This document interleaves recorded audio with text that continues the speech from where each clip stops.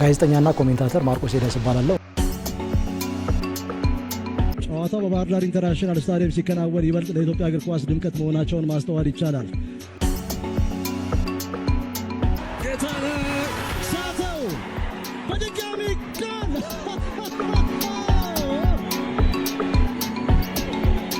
17 ሳምንት ጠብቋል። በዚህ ልክ ማርክ ፈረጆቹ የብላንደር ሚስቴክ የሚሉት አይነት ስህተት ነው። ምክንያቱም ምናልባት ጎል አዲዮሳና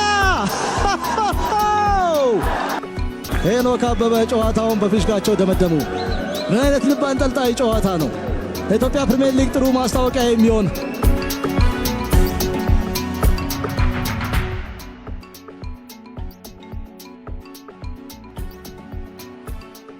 ሰላም ጤና ይስጥልን፣ እንደምን አላችሁ የተከበራችሁ አድማጮቻችን። ግሎባል ስፖርት ከማርቆስ ኤልያስ ጋር ከዚህ ሰዓት ጀምሮ ወደ እናንተ የሚደርስ ይሆናል። የዛሬው ትኩረታችን የደቡብ ክልል በኢትዮጵያ እግር ኳስ ላይ የፈጠረውን ተጽዕኖ በተመለከተ የምናነሳቸው ጥልቅ መረጃዎች ይኖራሉ። እንደዚሁም ደግሞ ከባለሙያ ጋር የተያዘ ወይንም ደግሞ ጉዳዩን በቅርብ ርቀት ከሚያውቁ ባለሙያዎች ጋር እንደዚሁ ቆይታ አድርገናል። እነሱም የተለያየ ሀሳብ አስተያየት የሚሰጡ ነው የሚሆነው። ሚስጥሩን በተመለከተ ወደ እናንተ ያደርሳሉ። በተለይ ባለፉት 20 ዓመታት የደቡብ ክልል እግር ኳስ የፈጠረውን ተጽዕኖ በኢትዮጵያ እግር ኳስ ላይ የምንመለከት ይሆናል። እንግዲህ ከዚህ ቀደም በተለይ የኢትዮጵያ ብሔራዊ ቡድን በ1954 እንደ ኢትዮጵያ አቆጣጠር 1962 እንደ አውሮፓውያን አቆጣጠር ኢትዮጵያ ራሷ አዘጋጅታ ሻምፒዮን በሆነችው የአፍሪካ ዋንጫ ላይ የአዲስ አበባና አስመራ ተጫዋቾች እንደነበሩ የሚታወቅ ነው። በቋሚ 11 የነበሩት ከግብ ጠባቂው ጊላ እስከ አጥቂው መንግስቱ ወርቁ ወይንም ደግሞ ሉቺያኖ ቫሳሎ ድረስ ማለት ነው። እና ከዛ በኋላ የድሬዳዋ እግር ኳስ የፈጠረውን ተጽዕኖ ሁላችንም እናስታውሳለን። በተለይ በ10ኛ አፍሪካ ዋንጫ ወቅት የነበረውን ነገር። ያለፉት 20 ዓመታት ግን ተራ ወደ ደቡብ እግር ኳስ የዞረ ይመስላል። ይህን ሁሉም ሰው መመስከር የሚችለው እውነታ ነው። እንግዲህ የደቡብ ክልል ሲባል በዛ ክልል ውስጥ ያሉ ከተሞችን መመልከት ያለብን ይመስለኛል። አዋሳ፣ ዲላ፣ ይርጋለም፣ ሆሳዕና፣ አላባ፣ አርባ ምንጭ፣ ወላይታ፣ ወንዶ ገነትና ሌሎች ያልጠቀስናቸው አካባቢዎች በዚህ ረገድ ትኩረትን ይስባሉ። እንግዲህ በአፍሪካ መድረክ ላይ በመሳተፍ አዋሳ ዱቄትና ወላይታ ዲቻ 1980ዎቹ መጨረሻ ላይ የምናስታውሳቸው ክስተት ቡድኖች ነበሩ። በተለይ ወላይታ ቱሳ ዛሬም ድረስ ብዙዎች የሚያስታውሱት ቡድን ነው። አዋሳ ዱቄት ውስጥ የሚገኙ ተጫዋቾችም ነበሩ እንደነ ይልማ ተስፋዬ፣ ካቻማሌ፣ አብርሃም ይምር፣ ከዛ ውጭ ሙልጌታ ሰጌቦ፣ እነኚህ የሚረሱ ተጫዋቾች አይደሉም። ከዛ በኋላ እንግዲህ አዋሳ ከነማና ወላይታ ዲቻ ከ1992 ዓመተ ምህረት አንስቶ በአፍሪካ መድረክ ላይ የቀረቡ የደቡብ ክልል ቡድኖች እንደሆኑ ይታወቃል። አዋሳ ከነማ 1996 የፕሪሚየር ሊጉን ዋንጫ በማንሳት ቀዳሚው የክልል ቡድን ነው። እንግዲህ የኢትዮጵያ ፕሪሚየር ሊግ 1990 በአዲስ ቅርጽ ሲጀመር 1990 ኤልፓ፣ 1991 እና 92 ቅዱስ ጊዮርጊስ፣ 1993 ኤልፓ፣ 1994 እና 95 ቅዱስ ጊዮርጊስ ሻምፒዮን እንደነበሩ ይታወቃል። ከኢትዮጵያ ቡና ጋር ተፎካክሮ አዋሳ ከነማ በመጨረሻ ዑደት ነው ዋንጫ ማንሳቱን ያረጋገጠው። በኒያላ 1-0 እየተመራ ከዛ በኋላ 3-1 አሸንፎ ከእረፍት በኋላ ባስቆጠሯቸው ጎሎች ዋንጫ መውሰዱ ይታወቃል። 1995 አርባ ምንጭ ጨርቃጨርቅ የፕሪሚየር ሊጉን ብቻም ሳይሆን የኢትዮጵያ እግር ኳስ ክስተት እንደነበር የሚታወስ ነው። በአሰልጣኝ መለሰ ሸመና እየተመራ በዛ ነጭና ሰማያዊ ነጠብጣብ ማሊያ ብዙዎች የሚያስታውሷቸው ትውስታዎች አሉት። አርባ ምንጭ ጨርቃጨርቅ የሊጉን ዋንጫ ለማንሳት ከጫፍ ደርሶ ነበር። ሐምሌ 10 1995 በዕለተ ሐሙስ በተከናወነ ጨዋታ ትራንስ ኢትዮጵያን 3-0 በሆነ ውጤት እየመራ አዲስ አበባ ላይ የነበረው የሸገር ደርቢ በመጨረሻው ደቂቃ ላይ በተቆጠረ ጎል ቅዱስ ጊዮርጊስ 2-1 አሸንፎ ዋንጫ ማንሳቱ የሚታወስ ነው። እንደ ልብ የሞባይል ስልክ እና እንደዚሁም ደግሞ ኔትወርክ አልነበረም። በዛ ምክንያት ጨዋታው አልቋል ብለው ሴሌብሬትም እስከ ማድረግ ደርሰው ነበር አርባ ምንጭ ጨርቃ ጨርቅ። ያም ቢሆን ግን ዛሬም ድረስ የሚረሳ ቡድን አይደለም ያ ቡድን። ከ2000 በኋላ ግን ይበልጥ የደቡብ እግር ኳስ ተጽዕኖ እጅግ በጣም ከፍ ያለ እንደሆነ ማስተዋል ይቻላል። ከዛ በፊት የነበረውን መመልከት ይኖርብናል። ከኢትዮጵያ ፕሪሚየር ሊግ መጀመር በፊትም እነኚህ ተጫዋቾች የፈጠሩት ተጽዕኖ አለ። መለስ ብለን እነኚህ ተጫዋቾች ስንመለከት ዮናስ ተፈራ አንደኛው ተጫዋች ነው። 1980 የሴካፋን ዋንጫ ኢትዮጵያ አስተናግዳ ሻምፒዮን ስትሆን የቡድኑ አባል ነበር። ኬንያ ላይ የሳተውን የፍጹም ቅጣት ምት ተከትሎ ብዙ ጫና ውስጥ ገብቷል። ይበልጥ የሚታወሰው በጠንካራ ምቱ ነው። ወላጅ አባቱም በተመሳሳይ ጠንካራ ምት እንደሚመቱ ይታወቃል። ለትምህርት ወደ እስራኤል ሀገር ተጉዘው እዛ ኳስ በሚጫወቱበት ጊዜ በአንድ አጋጣሚ ወይም የጨዋታ እንቅስቃሴ የመቱት ጠንካራ ሹት ግብ ጠባቂውን ለህልፈት ዳርጓል ይባላል። ስለዚህ የቤተሰብ ውርስ ነው ይመስለው። ዮናስ ተፈራም በዚህ ረገድ ይታወቃል። የዲላው ማራዶና በሚልም ብዙዎች ያስታውሱታል። እንግዲህ በኢትዮጵያ ቡና ወርቃማው ትውልድ ውስጥ የነበረ ተጫዋች ነው። በነ ሙልጌታ ወልደየስ፣ ሚሊዮን በጋሻው፣ ከዛ ውጭ ጸጋዬ ፋንታውን፣ መንግስቱ ቦጋለ፣ ካሳ አራጌ፣ እነ ናይጄሪያ አሸናፊ በጋሻው ከነኚህ ጋር አብሮ የነበረ ተጫዋች ነው። ዛሬ በሕይወት የለም፣ ነፍስ ይማር። ተስፋዬ ፈጠነን መርሳት አይቻልም። 1974 የአርባ ምንጭ ምርጥ ወደ አዲስ አበባ መጣ ጊዜ ከፖሊስ ወይም ደግሞ ኦሜርላ ጋር ባደረገው ጨዋታ እዛ ጨዋታ ላይ ታይቶ ነው ይህ ተጫዋች እንግዲህ ወደ ኦሜርላ የመጣው። ከዛ በኋላ እስከ 1993 አካባቢ ኦሜርላን አገልግሏል በተጫዋችነት። ከዛ በኋላ በአሰልጣኝነት እንደዚሁ ቡድኑ ማገልገሉ ይታወቃል። ብዙዎች በአመለሸጋነቱ በድንቅ ብቃቱ ያስታውሱታል። የአገሩ ልጅ ስንታየው ጌታቸው ቆጬን መርሳት አይቻልም። በማትሪክ ውጤቱ 3.6 ያለው እንደዚሁም ደግሞ በቁመቱ አጭር ሆኖ በሄዲንግ ጎል በማስቆጠር እጅግ በጣም የተካነ ተጫዋች ነው። የ1992 የዓመቱ ኮከብ ጎል አግቢ በ15 ጎሎች ከቅዱስ ጊዮርጊስ ጋር እጅግ በጣም ስኬታማ ጊዜያትን ያሳለፈ ተጫዋች ነው። ከ1990 እስከ 1995 አጋማሽ ድረስ በኢትዮጵያ ታዳጊ ቡድን እንደዚሁ ይታወሳል። 1989 ቦትስዋና ጋቦሮኒ ላይ በኢትዮጵያ ወጣትም ዋናው ቡድንም ግልጋሎት ሰጥቷል። በኢሳት በለንደን ነው የሚኖረው። ገረሱ ሸመናና አፈወርቅ ዮሐንስ የነበራቸውን ጥምረት መርሳት አይቻልም። ሁለቱም የአርባ ምንጭ ልጆች ቢሆኑም ይበልጥ በሐዋሳ ከነማ ነው የደመቁት። እንግዲህ የሁለቱ ተጫዋቾች ጥምረት የአሌዛንድሮ ኔስታ እና ፓውሎ ማልዲኒን ወይንም ደግሞ የሪዮ ፈርዲናንድ እና ኔማንያ ቪዲችን የዊሊያም ሳሊባ እና እንደዚሁም ደግሞ ገብርኤል መጋሌሽን ጥምረት የሚያስታውስ ነው። ሰብስቤ ደፋር በአማካይ ቦታ ላይ ጉልበትም ቴክኒክም ያለው ድንቅ ተጫዋች ነው። በሐዋሳ ከነማ፣ በባንኮች፣ በአዳማ ከነማ ብዙዎች የሚያስታውሱት እጅግ በጣም ድንቅ ተጫዋች ነው። ከአላባ የተገኘ ነው። ከዛ ውጭ ዘውዱ በቀለ ከሐዋሳ የተገኘ ተጫዋች ነው። በዛ ሐዋሳ ከነማ ውስጥ ብዙዎች ያስታውሱታል። በረከት ሀጎስ ዢሬስ እንደዚሁ የሚታወስ ተጫዋች ነው። ያሬድ አበጀ፣ አዳሙ ኑመሮ፣ መሳይ ተፈሪ፣ እዮም ማለ፣ ሞካቺ፣ መኮንን ገላለና አዱኛ ገናነ በአጥቂና በተከላካይ ቦታ ላይ ወንድማማቾቹን ብዙዎች ያስታውሳሉ።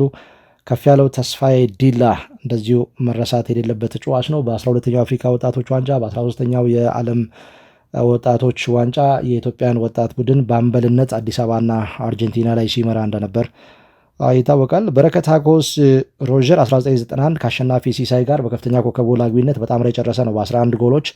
1996 ሙልጌታ ምህረት የዓመቱ ኮከብ ተጫዋች ተብሎ ተመርጧል። ሐዋሳ ከነማን በአምበልነት እየመራ በዛ ዓመት የፕሪሚየር ሊጉን ዋንጫ ያነሳ ተጫዋች ነው። ወደ ዋና ቡድን ካደገ ከ2 ዓመት በኋላ ማለት ነው። መሳይ ተፈሪ 1996 16 ጎሎችን በማስቆጠር ከአህመድ ጁንዲ እና እንደዚሁም ደግሞ ከታፈሰ ተስፋዬ ሴጌ ጋር እኩል የጣምራ ከፍተኛ ኮከብ ጎል አግቢ እንደነበር የሚታወስ ነው። ሌሎች ተጫዋቾች እንደ ዘውዱ በቀለ አይነት ተጫዋቾች ደግሞ የኢትዮጵያ ብሔራዊ ቡድን የሴካፋን ዋንጫ ሲያነሳ 1997 አምበል እንደነበር ይታወቃል። ያሬድ አበጀ የኢትዮጵያ ብሔራዊ ቡድን በጥቅምት ወር 1995 አዲስ አበባ ስታዲየም ላይ እጅግ በጣም ትልልቅ ተጫዋቾችን የያዘው ጊኒን ብሔራዊ ቡድን 1-0 ሲያሸንፍ ብቸኛውን ጎል በጭንቅላት ገጭቶ ያስቆጠረ ተጫዋች ነው። የኢትዮጵያ ወጣት ቡድን አባልም ነበር 1993 ከ20 ዓመት በታች ቡድን ላይ። ከ2000 በኋላ ግን የበለጠ ይሄ ተጽዕኖ ከፍ እንዳለ ጥያቄ የሚነሳበት ጉዳይ አይደለም።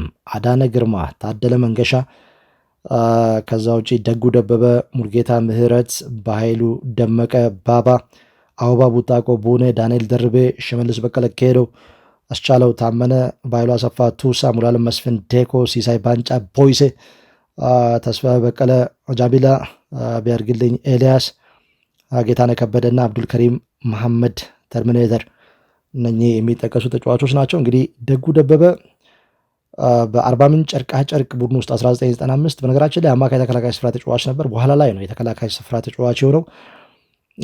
2 ጊዜ የዓመቱ ኮከብ ተጫዋች ተብሎ ተመርጧል። 1997 እና 2004 ሁለቱንም በቅዱስ ጊዮርጊስ ነው ያሳካው። ከዛ ውጪ ከ1997 እስከ 2010 በቅዱስ ጊዮርጊስ በነበረው ቆይታ ብዙ ዋንጫዎችንም ማንሳቱ ይታወሳል። 1997፣ 98፣ 2000፣ 2001፣ 2002፣ 2004፣ 2006፣ 7፣ 8፣ 9 በእነኚህ ጊዜያት ውስጥ እንግዲህ የቡድኑ አባል ነበረ። በአጭር ጊዜ ውስጥ በርካታ ዋንጫዎችንም በማንሳት ቀዳሚውን ቦታ የሚወስድ ተጫዋች ነው ደጉ ደበበ። የኢትዮጵያ ብሔራዊ ቡድን በአፍሪካ ዋንጫ ላይ ሲቀርብ የነበረውንም ሚና የምናስታውሰው ነው። የቡድኑም አምበል ነበር። በእርግጥ በመጀመሪያው በዛምቢያው ጨዋታ ላይ የመሰለፍ እድል አልነበረውም። በቡርኪና ፋሶ እና ናይጄሪያ ጨዋታ ላይ ግን ተሰልፎ ተጫውቷል። አዳነ ግርማ እንግዲህ ሁለገብ ተጫዋች ነው። ከግብ ጠባቂ ውጪ በሌሎች ቦታዎች በሙሉ ተጫውተዋል። ግብ ጠባቂ ብቻ ነው ያልተጫወተው። ተከላካይ ነበር፣ የመስመር ተከላካይ፣ ከዛ አማካይ ተከላካይ። ነሐሴ 28 1998 የኢትዮጵያ ብሔራዊ ቡድን ከሊቢያ ጋር ባደረገው ጨዋታ አዲስ አበባ ስታዲየም ኢንስትራክተር ሰውነት ቢሻው የሊቢያውን 9 ቁጥር ማርክ አድርግ ብለው ኃላፊነት የሰጡት ለእርሱ ነበር።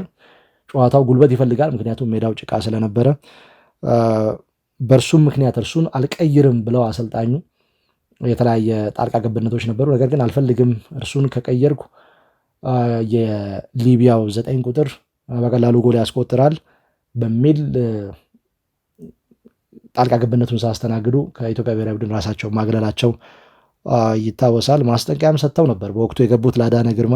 ይህን ተጫዋች በሚገባ ማርክ ማድረግ ካልቻልክ በነጋታው ወደ ሐዋሳ እንድትሄድ አደርጋለሁ ብለው ችግር የለም እኔም ይህን ተጫዋች ማርክ ካላረኩ ወይንም ደግሞ በሚገባ የተሰጠኝን ኃላፊነት መቆጣጠር ካልቻልኩ እኔ ራሴ ወደ ሐዋሳ ሻንጣዬን ይዤ እሄዳለሁ ብሎም ነበር አዳነ ግርማ። እንግዲህ 2 ጊዜ ከፍተኛ ኮከብ ጎል አግቢ ሆኗል። 2003 በ20 ጎሎች ከጌታነህ ከበደ ጋር የጣምራ ከፍተኛ ኮከብ ጎል አግቢ፣ በቀጣዩ ዓመት ደግሞ ኮከብ ጎል አግቢ ሆኗል በ23 ጎሎች። ከዛ ውጪ 2003 የዓመቱ ኮከብ ተጫዋች ተብሎም ተመርጧል። ጌታነህ ከበደ 2 ጊዜ ከፍተኛ ኮከብ ጎል አግቢ ሆኗል። 2005 ከደደቢት ጋር የሊጉን ዋንጫ ሲያነሳ 22 ጎሎች ከዳዊት ፍቃዱ አቡቲ ጋር በአንድ ጎል ልዩነት ተሽቀዳድመው ነው። ሁለቱም የደደቢት ተጫዋቾች ነበሩ። ከዛ ውጪ 2009 ከ16 ዓመት በኋላ ይህንን የኮከብ ጎል አግቢነት ሪከርድ ያሻሻለበት ጊዜ ነው በ25 ጎሎች። ያን ጊዜ በደደቢት ተጫዋች ነበረ። እንደዚሁም 2001 የደቡብ ፖሊስ ተጫዋች ሳለ ኮከብ ተጫዋች ተብሏል። 2005 በተመሳሳይ ኮከብ ጎል አግቢም ኮከብ ተጫዋችም ሆኖ የተመረጠበት ጊዜ ነው። ባይሉ አሰፋ ቱሳ በ2007 የቅዱስ ጊዮርጊስ ተጫዋች ሳለ ኮከብ ተጫዋች ተብሎ ተመርጧል። አብዱልከሪም መሐመድ በቅጽል ስሙ ተርሚኔተር 2010 የዓመቱ ኮከብ ተጫዋች ተብሎ መመረጡ ይታወቃል።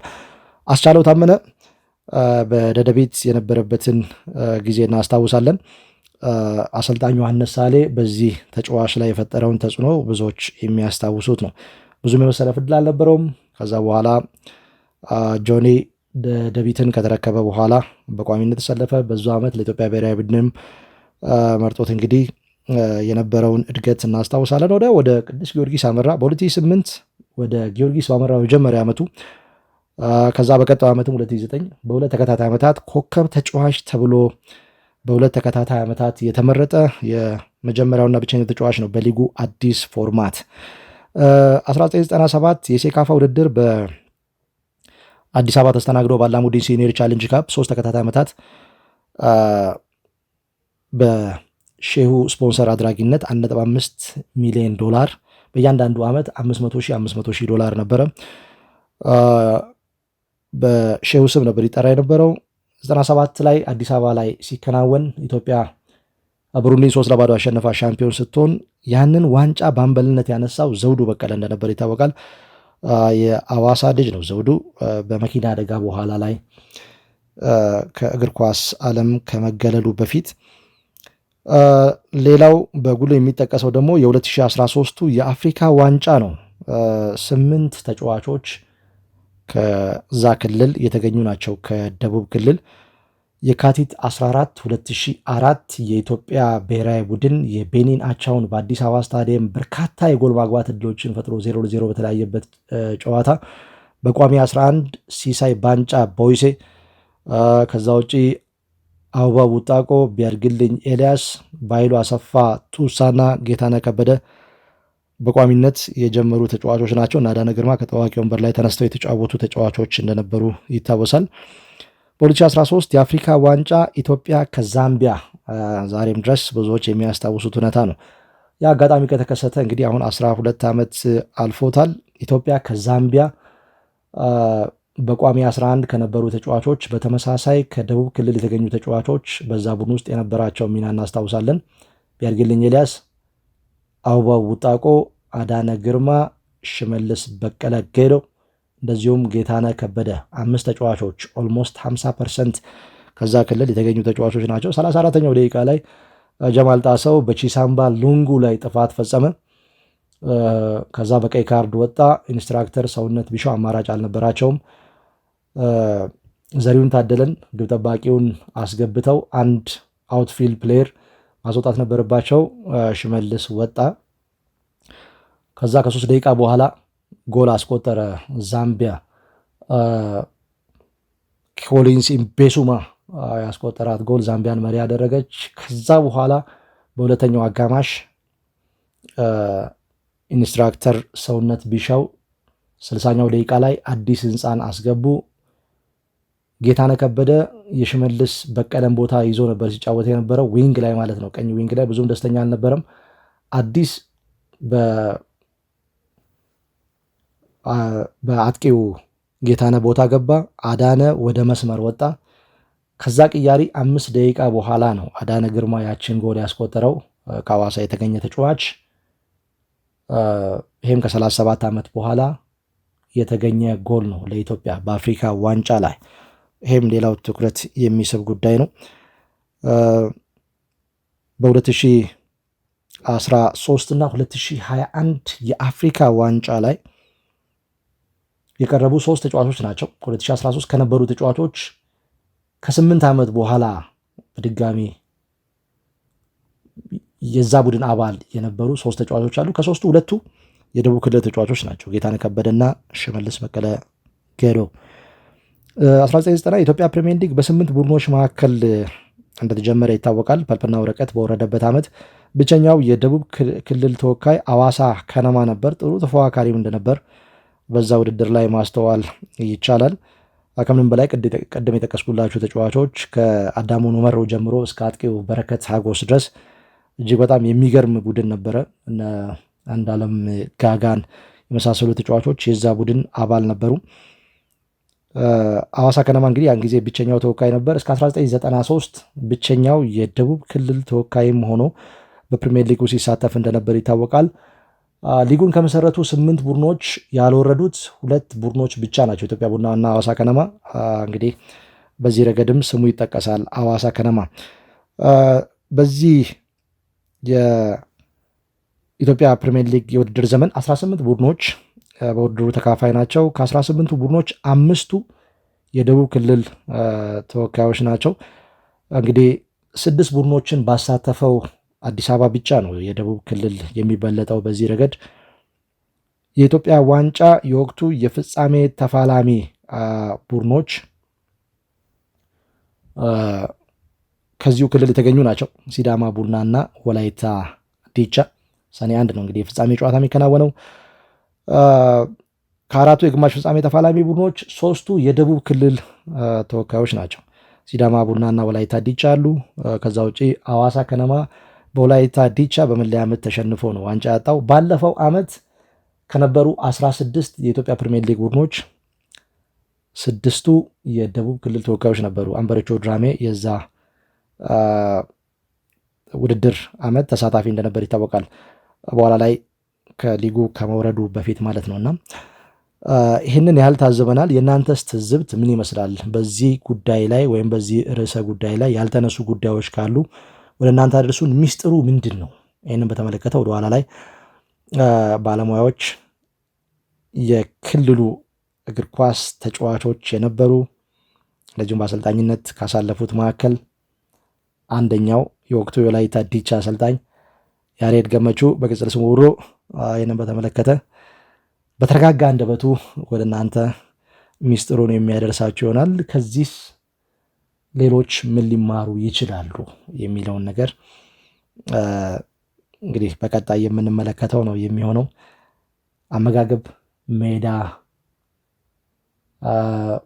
ወይንስ እግር ኳስ ይበልጥ ባህል መሆኑ እዛ አካባቢ ምን ሊሆን ይችላል? እናንተ ማሳብ አስተያየት። ጋዜጠኛና ኮሜንታተር ማርቆስ ሄደስ እባላለሁ።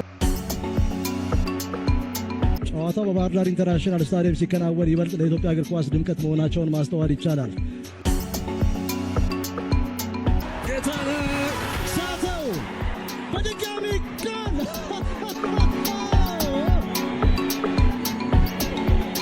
17 ሳምንት ጠብቋል። በዚህ ልክ ማርክ ፈረጆቹ የብላንደር ሚስቴክ የሚሉት አይነት ስህተት ነው። ምክንያቱም ምናልባት ጎል አዲዮሳና ሄኖክ አበበ ጨዋታውን በፊሽካቸው ደመደሙ። ምን አይነት ልብ አንጠልጣይ ጨዋታ ነው! ለኢትዮጵያ ፕሪሚየር ሊግ ጥሩ ማስታወቂያ የሚሆን